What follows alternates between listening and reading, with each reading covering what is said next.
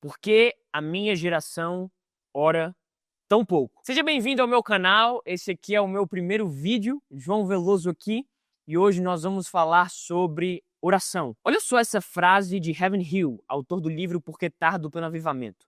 Nenhum homem é maior que a sua vida de oração. O líder que ele não ora, ele está brincando. O crente que não ora está se desviando.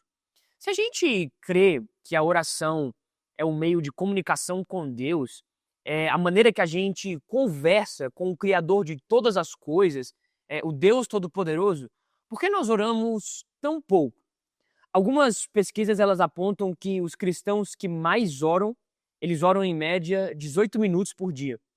Há 28% dos líderes cristãos que oram menos de 10 minutos por dia. Não é de se admirar que hoje a igreja esteja tendo tão pouco impacto sobre o mundo. A pergunta que não quer calar, então, é por que a gente ora tão pouco? Eu quero falar hoje com você sobre dois motivos principais. E o primeiro deles é a distração. Tem algo que nos tira a fome por Deus, e isso se chama distração. A distração significa que não é que a gente não ache Deus importante, mas é que a gente continua deixando que outras coisas ainda andem em igualdade de importância com Ele. Você já ficou alguma vez durante o seu dia beliscando antes da sua refeição, antes do almoço, antes do jantar, e quando chegou a hora de comer, você ficou sem fome?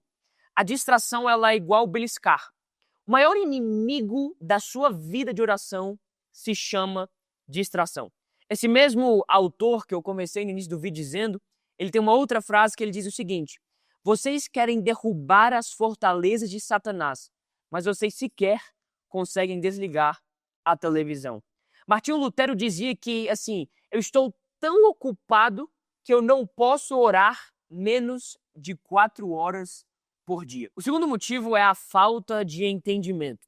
Richard Foster, no livro A Celebração da Disciplina, diz que a oração real muda as coisas e as pessoas. A oração é o principal meio pelo qual Deus transforma a gente e transforma o mundo. Diferentemente de orar por orar, a oração verdadeira é aquela que você ora com a intenção de ver Deus agir na sua vida. Tiago capítulo 5 diz que a oração do justo ela é poderosa e eficaz. A Bíblia vai contar várias histórias que Abraão orou e Ló foi salvo, Ana orou e Samuel nasceu, Cornélio orou e o evangelho entrou na sua casa, Jesus orou e a cruz foi vencida. Deus é soberano, todo-poderoso, mas ele decidiu mover a história através da oração dos seus filhos. Sabe por que você tem orado pouco? Porque você não sabe o tanto de coisa que já poderia ter acontecido com você, o tanto de coisa que já poderia ter acontecido com a sua nação, com a sua igreja, se você tivesse orado. Nós temos desconhecido o poder da oração. E agora eu quero falar com você então sobre o que é orar de verdade, o que é oração de verdade. A oração de verdade, ela se aprende. Você aprende a orar orando.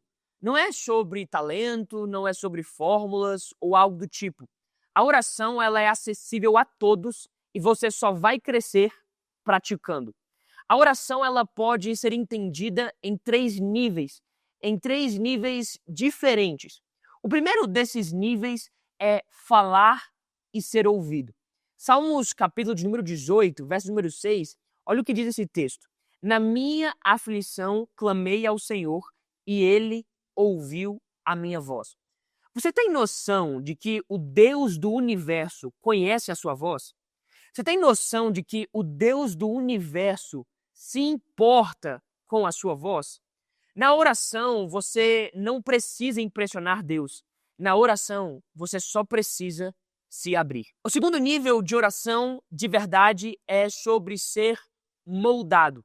Mateus capítulo 6, verso 6 diz: entra no teu quarto e ora ao teu pai em secreto.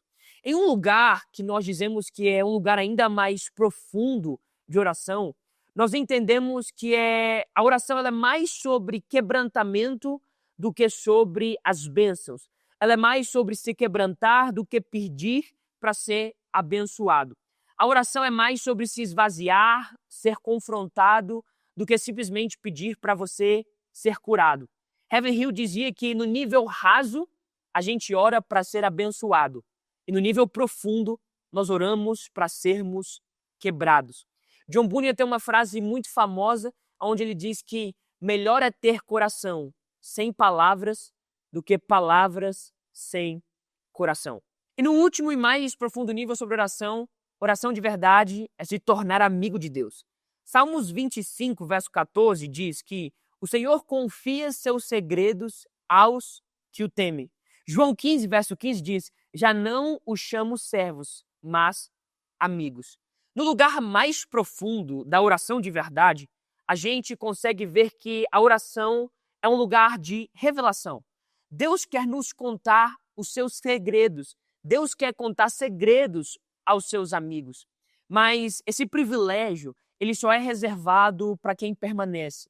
Esse privilégio só é reservado para quem não vai embora correndo, para quem não vai embora logo, como se fosse apenas um compromisso. Porque ninguém conta segredos para quem tem pouca intimidade. Na sua vida de oração, quanto mais intimidade você tiver, mais do coração do Senhor você terá acesso. Você entendeu o que é orar de verdade? Então, o que você tem que fazer para orar? Algumas dicas que vão te ajudar na sua vida de oração. A primeira delas é que você precisa ter um horário fixo para orar todos os dias. Isso vai te ajudar a manter a sua constância, porque você sabe que naquele dia, naquele horário, você vai estar orando. Você tem que estar orando. A segunda dica é que você precisa começar a orar pela manhã. No livro Ensina-nos a Orar, Corey Russell diz que a oração matinal aumentou o espírito de revelação na vida dele. Em Êxodo capítulo 16, verso 21, o Senhor exigia que eles pegassem o maná antes que o sol ficasse quente demais. São nos primeiros minutos do dia em que a sua mente está tranquila, que ela ainda não absorveu um monte de coisas. Então eu tenho a sensação de que a voz do Espírito Santo ela fica mais clara no período da manhã. Quando a voz de Deus ela é a primeira voz que você escuta, que você ouve pela manhã, ela traz alinhamento a todas as outras vozes que você escuta ao longo do seu dia. A terceira dica é que você precisa começar a anotar suas distrações. Alguma vez já aconteceu com você de começar a orar e aí começou a vir vários pensamentos aleatórios na sua cabeça? Ou talvez pensamentos de coisas que você tem que fazer, que você tem que cumprir depois do momento da oração? Para isso não acontecer mais com você e você perder os momentos de oração por causa disso, você vai trazer um papel para sua devocional todos os dias. E enquanto você ora, quando vier esses pensamentos na sua cabeça, você vai pegar o papel e vai anotá-los, para que então você transfira para o papel aquela coisa e depois não fique mais preocupado. Quarta e última dica, você precisa começar a orar a Bíblia e usar listas de oração.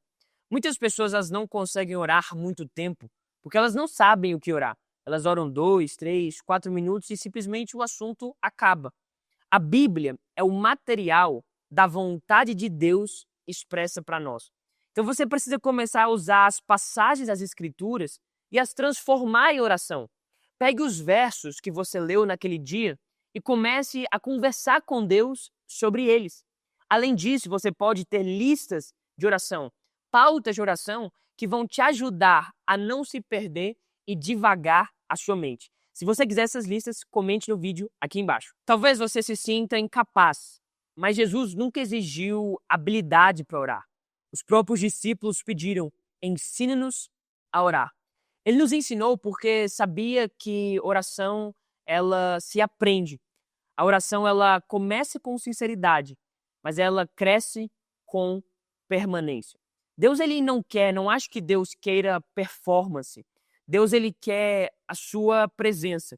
E ele nunca vai rejeitar quem entra no quarto e pede, Pai, ensina-me a orar. Se esse vídeo falou com você, deixe um comentário aqui abaixo. Não esqueça de se inscrever no meu canal, ativar o sininho e deixar o like. Deus te abençoe e até o próximo vídeo.